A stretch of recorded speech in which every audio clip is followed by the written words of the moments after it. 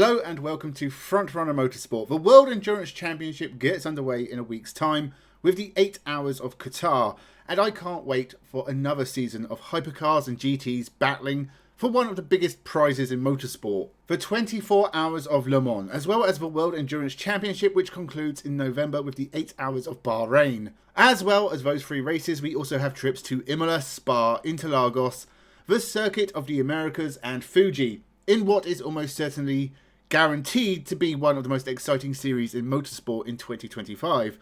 Penske Porsche and Manthey Porsche are the reigning champions, but they have challenges from new and old faces, with 18 hypercars and 18 GT cars on the grid in Qatar. But before we get to that race, we have the season prequel this weekend, and that means our first in-competition look at the Aston Martin Valkyrie. So it seems like the best time to do a little season preview, and at the end of the video, I will even give my thoughts on some predictions for the year. So make sure you subscribe to the channel and let's jump into the video. Penske Porsche. Let's start things off with the reigning champions. Kevin Estre, Laurens Vanthoor and Andre Lotterer took the championship in 2024. And whilst the first 2 return, Andre Lotterer has left the team. After years of working with Porsche, he has moved to the Genesis Hypercar project, set to debut next year. So joining Estre and Vanthoor for 2025 is Matt Campbell, another experienced Porsche employee who was with the team in the other car last year. No WEC wins last year for Campbell, but he did take 4 podiums and is a good choice to replace Lotterer.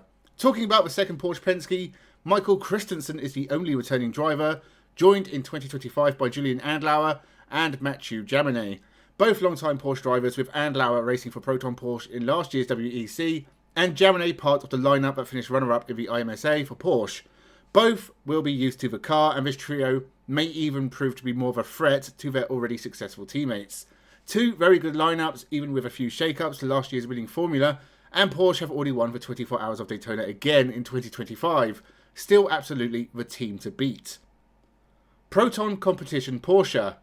Only 3 Porsche 963s on the grid in 2025, and the third is the Proton Competition car. Neil Jani is the only returning driver, with young Chilean Nico Pino coming in from United Autosports, and Argentinian Nicolas Veron promoted from GTs to hypercars for the first time. Both these guys are very young. Nico Pino has had a few wins at LMP3 level, but didn't have a great year in the United Autosports McLaren. The 20-year-old has been racing in both the World Endurance and the IMSA, so has been very quickly gaining experience.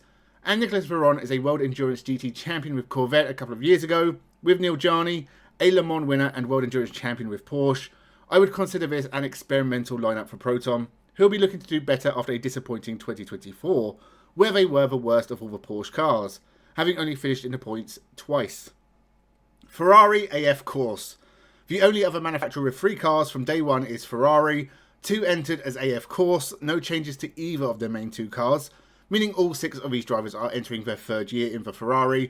That consistency will definitely help as they look to step closer to challenging for the overall title in 2025. Ferrari have taken 3 wins on their return, with their main cars taking both at Le Mans in the last 2 years. Taking a 3rd Le Mans win in a row and taking the overall championship is the dream for Ferrari in 2025. As for the 3rd Ferrari, Robert Kubica and Yi Yiffy are back, but Robert Schwartzman has gone to IndyCar and has been replaced with United Autosports' Phil Hansen. The yellow Ferrari did take a win in 2024, and continuing that level of performance with a bit more consistency and backing up the main team is the goal for these 3 drivers. Ferrari have a good lineup, hence the lack of changes, and will be looking for more wins in 2025. Toyota Gazoo Racing. The longest running hypercar team in the World Endurance Championship, they showed they still have the pace to run at the front, but the new challenges faced by other manufacturers entering the series has knocked them down a notch, and mistakes were definitely made last year. Toyota don't make many squad changes, and that is the case again with all 6 of last year's drivers returning. The Toyota team took 3 wins in 2024, but the number 7 car had a disastrous last couple of races that cost them the championship. And for the team that's been in the series since 2012, they'll be desperate to return to rosier times. The golden age of Toyota may have ended, but they are still a top team and a threat to any one of the other squads in front of them. More wins and maybe a return to the top at Le Mans is the goal for 2025. Cadillac Hertz Team Jota. Cadillac have replaced Jip Ganassi with Team Jota. The British team that did such a good job running a Porsche in 2024, even taking a win, is now a manufacturer-backed entry. Alex Lynn remains at Cadillac for another year, and he has been joined by Hertz Porsche refugees Will Stevens and Norman Nato. Will Stevens has raced in Formula 1, a fact I like bringing up because he is one of the most forgettable Formula 1 drivers ever, and Norman Nato is a race winner in Formula E. Lynn and Nato have never won in a hypercar, whilst Will Stevens was part of the squad that won at Spa last year, and is also a class winner with Jota back in LMP2 days. In the second car we have Earl Bamber and Sebastian Bourdais, who were with Cadillac last year, although Bourdais was only involved in a couple of races, and Jenson Button from Jota. This is something of a dream team. Earl Bamber has 2 Le Mans wins, a World Endurance Championship with Porsche, an IMSA GT Championship, and many other endurance and GT accolades. Sebastian Bourdais is a 4-time kart champion, IndyCar race winner, former Formula 1 driver, and Jenson Button is of course a Formula 1 champion. There isn't a more prestigious driver lineup on the grid. It's going to be interesting seeing how Cadillac Jota do in 2025. BMW M Team WRT.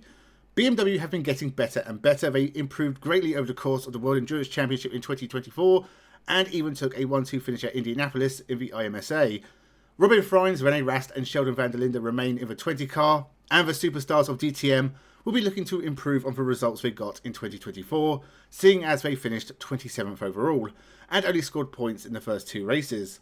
Rafael Marcello and Dries Vanthoor were part of the better BMW effort, even finishing second at Fuji. Marco Wittmann is out and replaced with Kevin Magnussen, straight out of being let go by Haas. Not a complete surprise, as when Magnussen took a year off from Formula 1 in 2021, he went endurance racing, taking a win in the IMSA and even racing at Le Mans.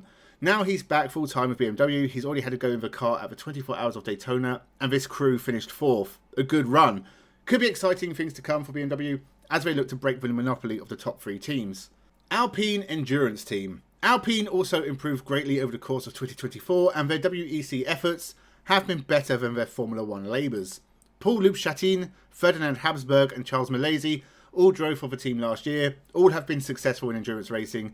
Chatin has won 3 European Le Mans Championships and the IMSA LMP2 title. Habsburg is a European Le Mans, World Endurance and IMSA LMP2 champion. And Malaysia is also a World Endurance LMP2 champion.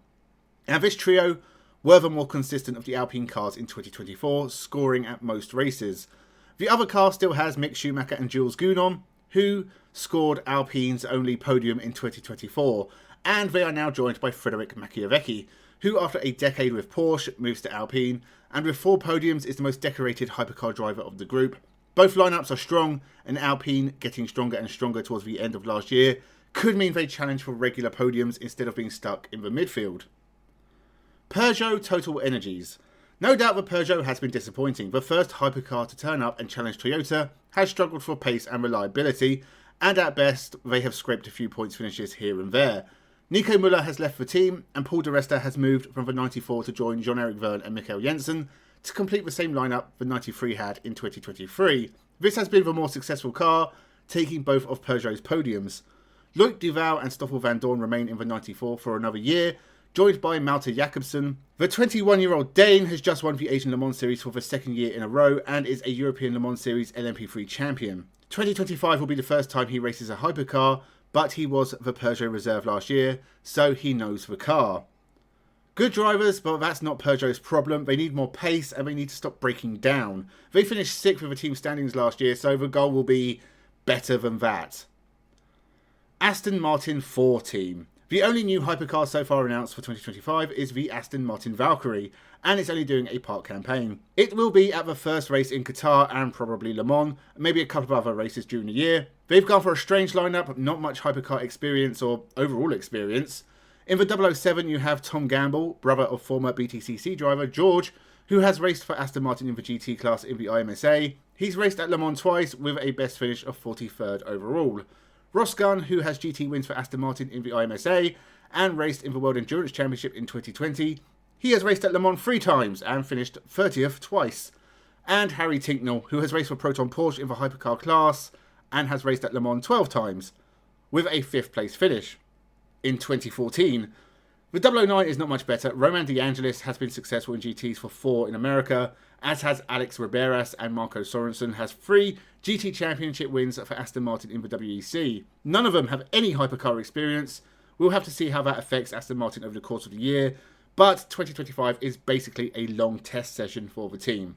Manthey first form / Iron Dames. Moving on to the GTs, the Manthey Porsche team dominated the category in 2024. 4 wins and 5 podiums meant a 1-2 finish in the championship. In 2025, we have Manthey entering one car themselves and one in conjunction with Iron Dames, as Lamborghini have left the series. The only driver of the 6 to return for 2025 is Richard Letts, who has raced in Porsches since 2007 and has 5 class wins at Le Mans.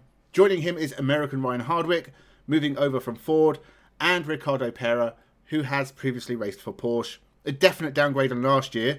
In the Iron Dames, we have the usual suspects Rahal Frey and Michelle Gatting, and we have Celia Martin making her debut in the series. Less impressed by these lineups from last year's for Porsche, but you can never count them out in GT racing. But 2025 won't be as easy as 2024. Vista AF Course. No changes for Ferrari in the GT class. Francois Herrera, Simon Mann and Alicia Rivera return, as do Francesco Castellacci, Thomas Fleur and David Rigon. All experienced drivers, and both cars took a win in 2024 and finished inside the top 10. Mann, Herrera and Rivera were the best of the rest behind the Porsche, and both sets of drivers are very capable. They will be challenging at the top again in 2025. Acodis ASP team. Lexus are kind of the Toyota equivalent, and they had the most drivers of anyone in 2024. 10 drivers in total. And yet, the only returning drivers are Le Mans and World Endurance winner Jose Maria Lopez and Austrian DTM driver Clemens Schmidt. Joining the pair is Razvan Umberescu, debuting in the series with about 10 years of GT experience. The only returnee in the other car is Arnold Robin, joined by the experienced Ben Barnico and young German Finn Gersitz. Lexus were by far the weakest team in the GT class last year, so any improvement on that is a win.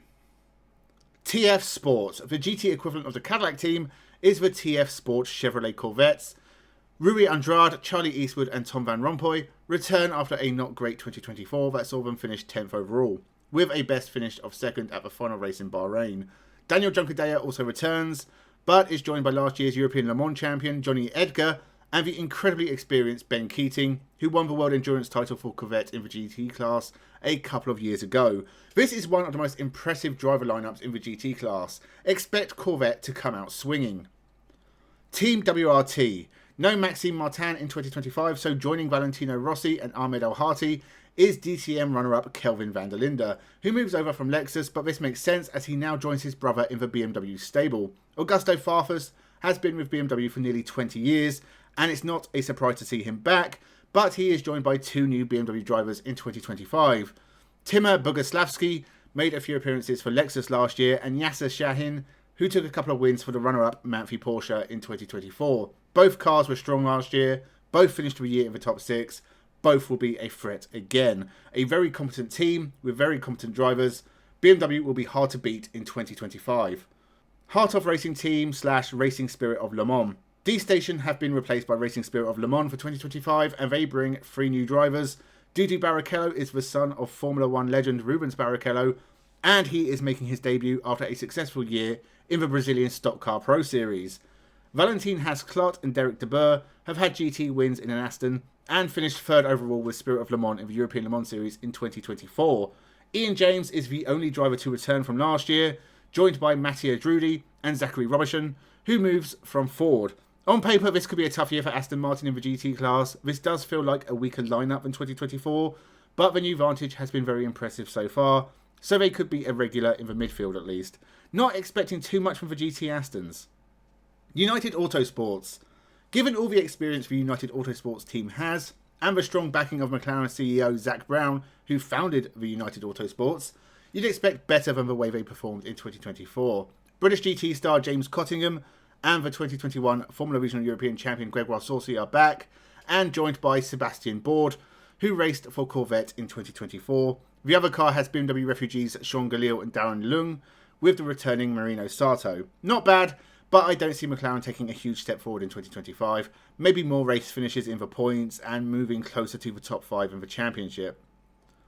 Iron Lynx. The ambitious Italian team have switched from Lamborghinis to Mercedes, and Iron Lynx regulars Claudio Schiavone and Matteo Cressoni are back, with Matteo Cairoli also back, having done the Bahrain race for the team last year. A second car for Lynn Herdinius, Christian Ried and Maxime Martin is also on the grid. Interesting that Maxime Martin has left BMW for Mercedes, given he has raced for the former for a decade or so with a brief spell with Aston Martin in between. And likewise, I associate Christian Ried with Porsche because he raced for Proton for so long, a team his father founded. But Proton entered a Ford in the GT class last year, and Ried did do a couple of races. Instead of going to Ford full-time, he has moved to Iron Lynx Mercedes for 2025, and given his and Martin's experience at this level, and Mercedes' regular GT success, they could be a formidable partnership. Proton Competition. And our final team is the Proton Competition Ford Mustang team. Last year was disappointing, but it could also be written off as a test year, and now results must come in 2025.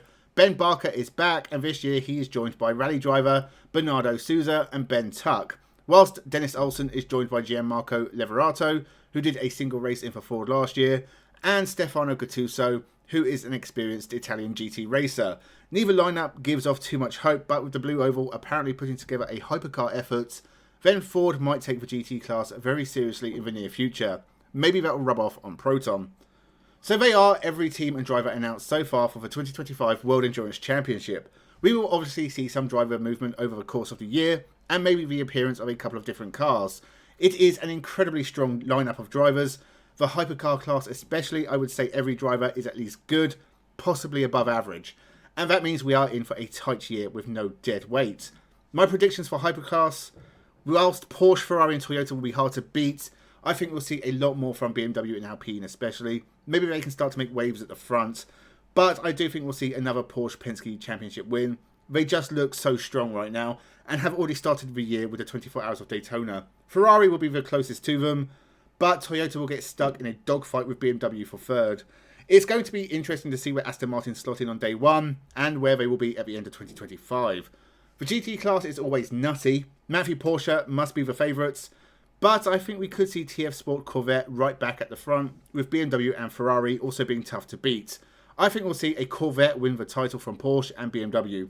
Whoever wins, this is going to be an absolutely enthralling year of World Endurance Championship racing, and I'll be covering all the news, action, and the future of the series here on this channel, so make sure you subscribe. Let me know your thoughts on the WEC field in the comments below. Thank you very much for watching, and have a good one.